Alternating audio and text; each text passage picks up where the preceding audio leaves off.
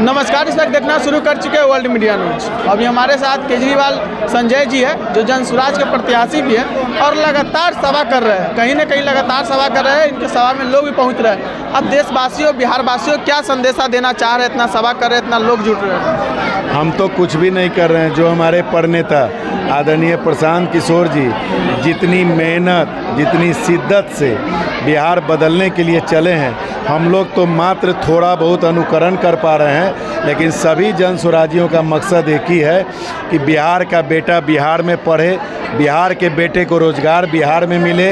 ईश्वर अल्लाह न करे किसी की तबीयत खराब हो तो उसका इलाज बिहार में हो।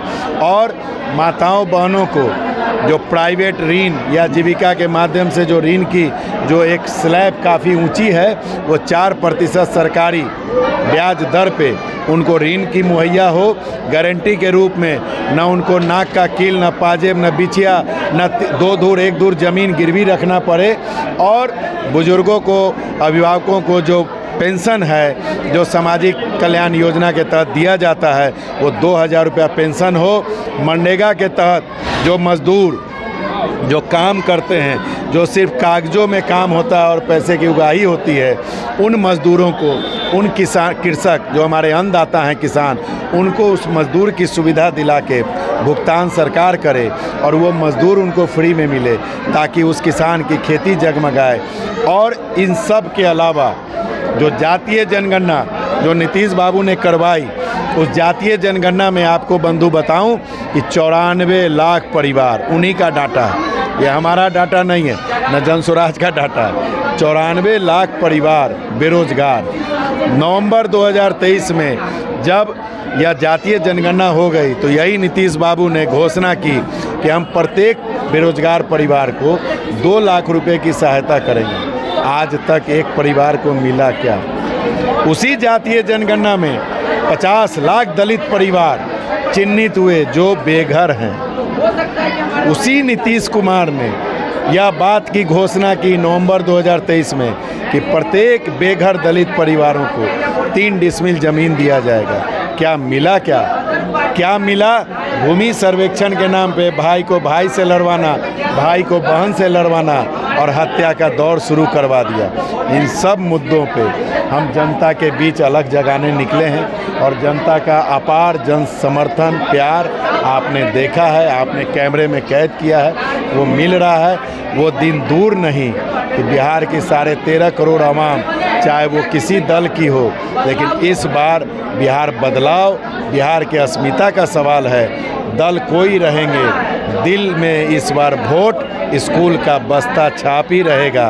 भाजपा का कोई कार्यकर्ता हो या राजद का हो या जदयू का हो या कांग्रेस का हो या वीआईपी का हो या मांझी का हो या रालोसपा का हो, किसी राजनीतिक दल का या कम्युनिस्ट का कार्यकर्ता हो, वो रहे अपने दल में। वोट इस बार अपने बेटे का चेहरा देख के स्कूल के बस्ता छाप पे देगा। ये हम लोगों को अटूट विश्वास है। ये प्यार समर्थन देख के लगता नहीं है कि वो दिन दूर है कि जनता का सुंदर राज स्थापित हो। अच्छा, विपक्ष नेता पहले तो प्रशांत किशोर जी फैक्ट्री या कंपनी के लिए बिहार में रोजगार के लिए मांग करते थे, लेकिन अब विपक्ष नेता भी बात करने लगे हैं कि बिहार में कंपनी होना चाहिए, बिहार में रोजगार होना चाहिए, बिहार में शिक्षा होना चाहिए। नहीं, मतलब क्या आप एक बार फिर से क्वेश्चन की? जैसे पहले प्रशांत किशोर जी आवाज़ उठाए कि बिहार में कंपनियां लगना चाहिए, फैक्ट्री लगना चाहिए, हमारे बिहार में रोजगार मिलना चाहिए, लेकिन अब विपक्ष नेता भी आवाज़ उठा रहा है इस पर। यही जन स्वराज की ताकत है कि जब हम कहते थे फैक्ट्री लगनी चाहिए तो लोग कहता था फैक्ट्री में कितना, मतलब फैक्ट्री के लिए नीतीश बाबू क्या कहते थे कि समुद्री किनारा होना ज़रूरी है, बोलते थे ना। जब हम कहते थे कि रोज़गार देना होगा तो वो कहते थे कि रोज़गार कहाँ से दीजिएगा, इंफ्रास्ट्रक्चर की कमी है। हम कहते थे शिक्षा देने के लिए तो वो खिचड़ी खिलाते थे, कहते थे ना। आज इन लोगों को हम कहते थे 2000 पेंशन देने के लिए तो कहते थे कहाँ से आवेगा पैसा। अब 1100 दिया कि नहीं दिया?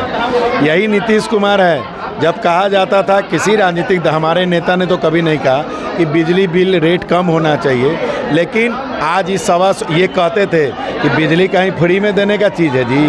आज 125 यूनिट बिजली भी फ्री दे दी। तो आप सोचिए कि जन स्वराज प्रशांत किशोर की ताकत नहीं है, यह संजय केजरीवाल की ताकत नहीं है, या हमारे जन सुराजियों की ताकत नहीं है, यह बिहार वासियों की ताकत है कि जब हुजूम के हुजूम जब जन सुराज से जुड़ रहे हैं तो क्या एनडीए क्या इंडिया सभी गठबंधन के नेता डर गए हैं। इन लोगों को यह डर सताने लगा है कि अगर हम पढ़ाई की बात नहीं करेंगे, अगर हम रोजगार की बात नहीं करेंगे तो हमारा जाना तय है।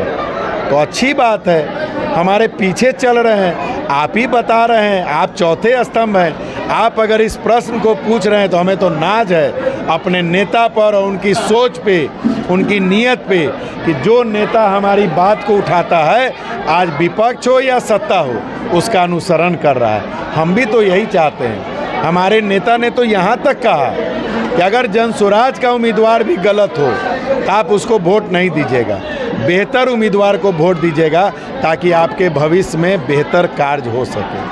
अच्छा, पहले से तो कुछ भी नहीं था बिहार में, अब जब चुनाव नज़दीक आया है तो नया नया विकास देखने को मिल रहा है, फिर प्रशांत किशोर को लोग क्यों पसंद करेंगे? देखिए, ये चीज़ जो है बिहार की जनता के अकल के विषय में ये कहा जाता है कि उड़ती हुई चिड़िया को टिकली सिंदूर लगाता है। ठीक है, बिहार के लोगों को अपने स्वाभिमान के बूते कमाने भी आता है, अपना परिवार चलाने भी आता है और राजनीतिक सामाजिक सूझबूझ भी है।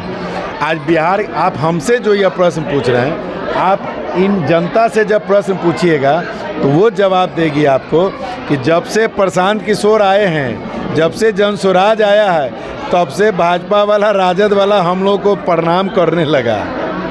ये जन सुराज की ताकत है मित्र, और ये ताकत हम लोग अलग जगा चुके हैं। आप नहीं चाहते कि आपके भाई को बढ़िया शिक्षा मिले, आप नहीं चाहते कि आपके भाई को रोजगार यहीं मिले, आप नहीं चाहते कि आपके परिजन का इलाज यहीं हो।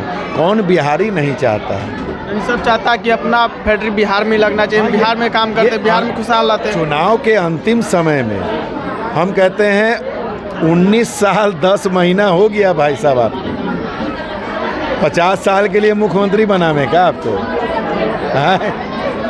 आप ये पत्रकारिता कर रहे हैं, अगर स्टार्टिंग में 2 महीना 3 महीना आपको सीखने में लगा होगा, लेकिन 6 महीने के बाद आप एक परिपक्व एक एंकर बन गए और आप धड़ल्ले से प्रश्न पूछ रहे हैं। लेकिन आपको अगर 20 वर्ष लग जाए माइके पकड़ने में, पत्रकारिता क्या करता है? पत्रकारिता किस बात की? वैसे नेता की अब जरूरत नहीं है जो 20 साल से सत्ता में है और कहते हैं कि अब मौका दीजिए तो हम अच्छा कर देंगे। भैया, आप गद्दी छोड़िए, जनता आ रही है जन सुराज के साथ। कह रहे कि फिर से एक बार एनडीए सरकार, यानी कितना बार फिर से एनडीए सरकार? ये एक्चुअल में आप उनसे जब यह पूछिएगा कि 2005 में 400 रुपया पेंशन था, हम आपको एक टिप्स देते हैं, वो आपसे कहेंगे कि देखिए हमने 1100 रुपया पेंशन कर दिया, तो आप कहिएगा 2005 में मुख्यमंत्री आप थे, क्यों नहीं कर दिया आपने? कोई जवाब नहीं होगा। आप वो कहेंगे आपसे कि 125 यूनिट बिजली फ्री कर दी, आप कहिएगा कि पहले क्यों नहीं फ्री कर दी। आपसे वो कहेंगे कि अनाज फ्री में देते हैं, तो आप कहिएगा 100 रुपये का अनाज आप 1 महीना में फ्री में दे के बेरोजगारी क्यों बढ़ा दिए। आपसे वो कहेंगे कि हमने गैस सिलेंडर फ्री दिया, आप पूछिएगा कि 450 का 1000 रुपया क्यों कर, 1000 रुपया लग रहा है, क्यों कर दिया। ये सोचने वाली चीज़ है। जनता बाबू बेवकूफ़ नहीं है, अब जनता जाग चुकी है और उससे ज़्यादा बिहार में जाति चल रहा है। नहीं, कौन कह दिया जाति चल रहा है? हमारे जात के नेता है। अच्छा, हमको बताइए, मोदी जी के जात, मोदी जी के नाम पे 2014 से वोट पड़ रहा है, ये तब मानते हैं आप पत्रकार हैं, प्रबुद्ध पत्रकार हैं, आप बताइए कि मोदी जी के जात का 13.5 करोड़ में 13.5 गो आदमी भी रहता है क्या? तो फिर जात कहाँ? फिर सुन लीजिए, अभी तो जात इसका मतलब नहीं है। नीतीश बाबू के जात का 2% लोग है बिहार में। नीतीश जी 20 साल से मुख्यमंत्री हैं। लालू जी के जात का 14% है, 15 साल राज किए। ये आप लोगों को बरगलाया गया है कि बिहार में जात पे वोट पड़ता है। क्या कर्नाटका में जात नहीं है, महाराष्ट्र में जात नहीं है, गुजरात में जात नहीं है, तेलंगाना केरला में जात नहीं है, मध्य प्रदेश हरियाणा राजस्थान में जात नहीं है? जात हर जगह है दोस्त, और हर जात में अच्छे लोग हैं, और हर अच्छा व्यक्ति किसी न किसी जात का है। आप एक अच्छे पत्रकार हैं, आपकी जात है कि नहीं है? मेरी जात है ना। मैं संजय केजरीवाल, मेरी जात है कि नहीं है? आपके कैमरामैन की जात है कि नहीं है? तो जात हर जगह है। यह सिर्फ एक धारणा पैदा कर दी गई है कि बिहार में जात पे वोट पड़ता है। मुसलमान समाज के लोग किसको वोट देते हैं अभी तक? तो कांग्रेस के देते थे। कांग्रेस महागठबंधन को। तो क्या कांग्रेस का नेता यहाँ बिहार में मुस्लिम है क्या? इसके पहले अखिलेश बाबू थे भूमिहार समाज के, फिर मुसलमान उनको क्यों वोट दिए? लालू यादव जो है यादव समाज से हैं, मुस्लिम समाज क्यों राजद को वोट दिए? इस धारणा को आप लोग सुधारिए, आप नौजवान हैं। ये आप लोग बताइए कि बिहार में जात पे नहीं वोट पड़ता है। अगर जात पे पड़ता तो 2014 में 31 सीट एनडीए को नहीं मिलता। जात पे वोट पड़ता तो 2019 में 39 सीट एनडीए को नहीं मिलता। जात पे वोट पड़ता तो एनडीए को 2024 में 30 सीट नहीं मिलता। ये दिमाग से निकाल दो। यानी ये छोटा मोटा चुनाव है, उसमें तो जातिवाद ही चल रहा है ना, हम देख रहे हैं। कहाँ? जैसे मान लीजिए विधायक हो रहा है, सांसद का हो रहा है, इसमें भी जातिवाद चल रहा है। हमारे जात के नेता आएंगे तो हमारे सपोर्ट करेंगे। मुजफ्फरपुर में जो अभी विधायक हैं उनके जाति के 7200 वोट हैं। 3,37,000 वोट का चुनाव हुआ था, उसमें 7,000 वोट हैं। तो 3,30,000 में जो उनको आशीर्वाद मिला तो क्या वो जात के नाम पे मिला? रामसूरत राय जी जिस धरती पे हम लोग हैं, यहाँ के विधायक हैं, यहाँ यादव समाज का कितना वोट है? बहुत कम ही होगा। कितना? मुश्किल से 20% होगा। हम कह रहे हैं 30-35 हज़ार वोट है यादव समाज का। तो क्या 30-35 हज़ार से वो विधायक बन गए? यह बात दिमाग से निकालिए आप लोग। कोई भी चुनाव जात पे नहीं होता है। बड़े नेता के बरगलाते हैं धर्म के नाम पे, अगरा पिछड़ा के नाम पे। हम लोग उसी अलग को जगाने चले हैं कि धर्म के नाम पे अपने धर्म की हम पूजा करेंगे। हम जात के नाम पे दामाद लाएंगे, अपनी बहू लाएंगे,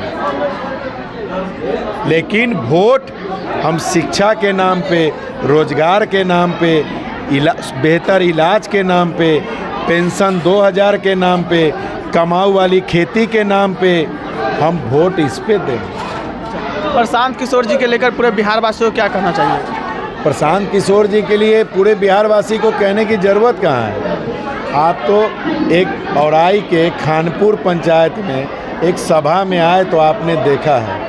प्रशांत की सभा अब आज जो है मतलब जहाँ पे हो रही है वहाँ पे बारिश अफलातून हो रही है। उस बारिश में 25,000 से ऊपर लोग भीग के प्रशांत के संदेश को सुनने आए। ऐसा कभी आज तक नहीं हुआ था कि बिना हेलीकॉप्टर के कोई नेता एक दिन में 3-3 सभा करता हो।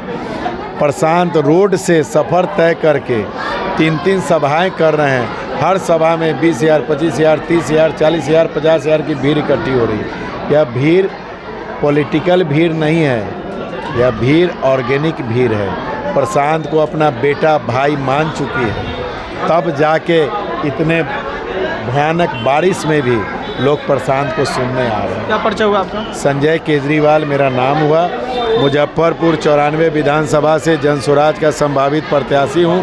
प्रदेश अभियान समिति का सदस्य हूँ, अभियान का जिला का प्रभारी हूँ और मुजफ्फरपुर नगर निगम वार्ड 20 का वार्ड पार्षद हूँ।